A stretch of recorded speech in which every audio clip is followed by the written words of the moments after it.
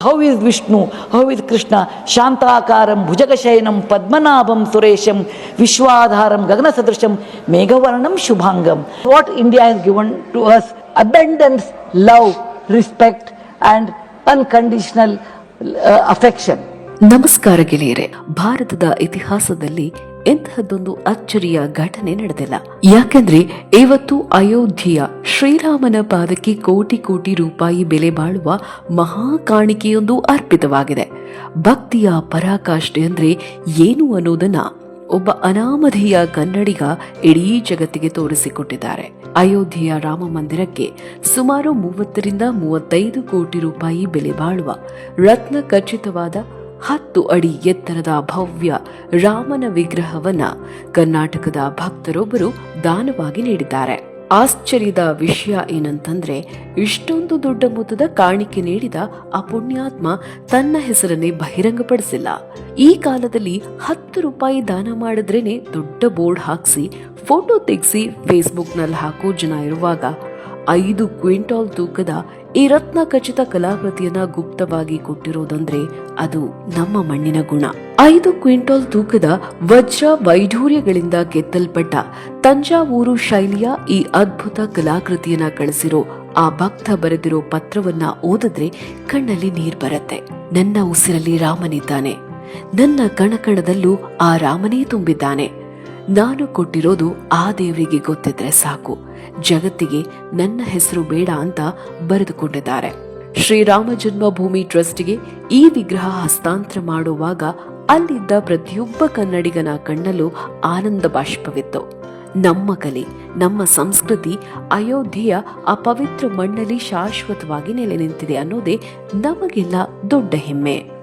ಇನ್ನೊಂದು ಇಂಟ್ರೆಸ್ಟಿಂಗ್ ವಿಷಯ ಅಂದ್ರೆ, ಈ ರತ್ನ ಖಚಿತ ವಿಗ್ರಹದ ಬಗ್ಗೆ ಕೇಳಿ ಸಾಕ್ಷಾತ್ ಯೋಗಿ ಆದಿತ್ಯನಾಥ್ ಅವರೇ ದಂಗಾಗಿದ್ದಾರಂತೆ. ಜನ ಹೀಗೂ ಇರ್ತಾರ? ಇಷ್ಟು ದೊಡ್ಡ ಮೊತ್ತದ ಕಾಣಿಕೆ ನೀಡಿ ಹೆಸರನ್ನೇ ಗೌಪ್ಯವಾಗಿಡೋದು ಅಂದ್ರೆ ಸಾಮಾನ್ಯ ವಿಷಯವಲ್ಲ ಅಂತ ಅವರು ಕೂಡ ಆಶ್ಚರ್ಯಪಟ್ಟಿದ್ದಾರೆ ಅಂತ ಟ್ರಸ್ಟ್ನವರು ಹೇಳ್ತಿದ್ದಾರೆ. ಗೆಳೆಯರೇ, ಈ ಪ್ರಪಂಚದಲ್ಲಿ 2 ತರಹದ ಜನರಿದ್ದಾರೆ. ಒಬ್ರು ಕೈಯಲ್ಲಿ ಕೊಟ್ಟಿದ್ದನ್ನ ಮೈಕ್ ಹಿಡಿದು ಇಡೀ ಊರಿಗೆಲ್ಲ ಸಾರೋರು.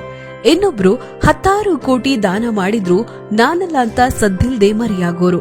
ಇವತ್ತು ಸೋಷಿಯಲ್ ಮೀಡಿಯಾದಲ್ಲಿ ಸಖತ್ ಸದ್ ಮಾಡ್ತಾ ಇರೋದು ಅದೇ ವಿಚಾರ. 35 ಕೋಟಿ ಬೆಲೆ ಬಾಳುವ ಮೈ ತುಂಬಾ ರತ್ನಗಳನ್ನ ಹೊತ್ತಿರೋ ಆ 10 ಅಡಿ ಎತ್ತರದ ಭವ್ಯ ರಾಮನ ವಿಗ್ರಹ. ಇದನ್ನ ಕೊಟ್ಟಿದ್ದು ಸುಧಾಮೂರ್ತಿ ದಂಪತಿಗಳೇ ಅಂತ ಜನ ಮಾತಾಡ್ಕೋತಾ ಇದ್ದಾರೆ. ಆದ್ರೆ ಅವರು ಮಾತ್ರ ಎಲ್ಲಿಯೂ ಬಾಯಿ ಬಿಟ್ಟಿಲ್ಲ. ಇದನ್ನೇ ಅಲ್ವಾ ಗುಪ್ತದಾನ ಅನ್ನೋದು. ಪಾರ್ಲಿಮೆಂಟ್ ನಲ್ಲಿ ಸಂಸ್ಕೃತ ಮಂತ್ರ ಹೇಳುವಾಗ ಸುಧಾಮೂರ್ತಿ ಅವರ ಮುಖದಲ್ಲಿ ಒಂದು ಕಳೆ ಇರುತ್ತೆ ನೋಡಿ, ಅದು ಅಪ್ಪಟ ದೇಶಿ ಸಂಸ್ಕೃತಿಯ ಸಂಕೇತ. ಅದೆಷ್ಟೋ ಹಳ್ಳಿಗಳಿಗೆ ಆಸ್ಪತ್ರೆ, ಕುಡಿಯುವ ನೀರು, ಸ್ಕೂಲು ನಿರ್ಮಿಸಿಕೊಟ್ರು. ಬಹಳ ಮುಖ್ಯವಾಗಿ ಬೆಂಗಳೂರು ಮೆಟ್ರೋಗೆ 200 ಕೋಟಿ ರೂಪಾಯಿಯನ್ನ ಕೊಟ್ರು. ಇನ್ನು ಕೊರೋನಾ ಬಂದಾಗ ಜನ ಕಷ್ಟದಲ್ಲಿ ಇದ್ದಾಗ ಸಹಾಯಕ್ಕೆ ಸರ್ಕಾರಕ್ಕಿಂತ ಮುಂಚೆ ಓಡಿ ಬಂದಿದ್ದು ಇವ್ರೆ. ಇಷ್ಟೆಲ್ಲ ಮಾಡಿದವರು ಈ 10 ಅಡಿ ಎತ್ತರದ ರಾಮನನ್ನ ಕೊಡೋದು ದೊಡ್ಡ ವಿಷಯವೇನಲ್ಲ. ಆದ್ರೆ ಇಲ್ಲಿ ಗಮನಿಸಬೇಕಾದ್ದು ಈ ವಿಗ್ರಹದ ಬೆಲೆಯನ್ನಲ್ಲ, ಅದರ ಹಿಂದಿರೋ ಆ ಭಕ್ತಿ ಮತ್ತು ನಂಬಿಕೆಯನ್ನ. ನನಗನ್ಸೋದೇನಂದ್ರೆ, ಸುಧಾಮೂರ್ತಿಯವರು ಆಧುನಿಕ ಕಾಲದ ಶಬರಿ ಇದ್ದಂತೆ. ಅಂದು ಶಬರಿ ತಾನು ತಿನ್ನೋ ಹಣ್ಣನ್ನ ರಾಮನಿಗೆ ಕೊಟ್ಲು.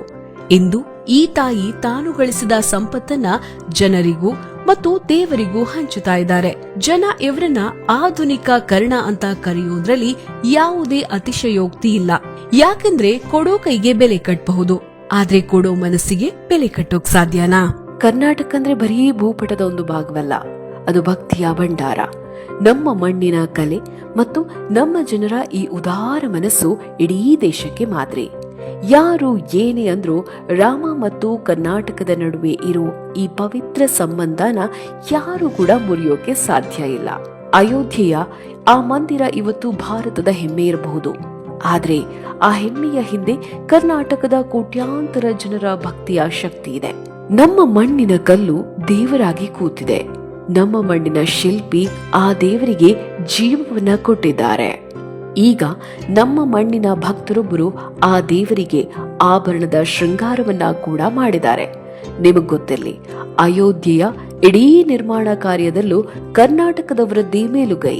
ಅಲ್ಲಿನ ಪ್ರತಿಯೊಂದು ಆಗು ಹೋಗುಗಳನ್ನ ನೋಡಿಕೊಳ್ತಾ ಇರೋದು ಉಡುಪಿಯ ಪೇಜಾವರ ಶ್ರೀಗಳಾದ ವಿಶ್ವಪ್ರಸನ್ನ ತೀರ್ಥ ಸ್ವಾಮೀಜಿಯವರು. ಅಷ್ಟೇ ಯಾಕೆ, ಇಡೀ ಮಂದಿರ ನಿರ್ಮಾಣದ ಉಸ್ತುವಾರಿ ವಹಿಸಿಕೊಂಡಿರೋದು ನಮ್ಮ ಬೆಂಗಳೂರಿನ ಗೋಪಾಲ್ಜಿಯವರು.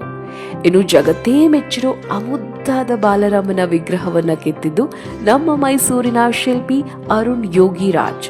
ಆ ಮಂದಿರದ ನಿರ್ಮಾಣದಲ್ಲಿ ಅತಿ ಹೆಚ್ಚು ಕನ್ನಡಿಗರ ಶ್ರಮವಿದೆ. ಈ ಮಾಹಿತಿ ಕೇಳಿ ನಿಮಗೆ ಹೆಮ್ಮೆ ಅನ್ಸಿದ್ರೆ ಈ ವಿಡಿಯೋನ ಪ್ರತಿಯೊಬ್ಬ ಕನ್ನಡಿಗನಿಗೂ ಶೇರ್ ಮಾಡಿ. ಜೈ ಶ್ರೀರಾಮ್.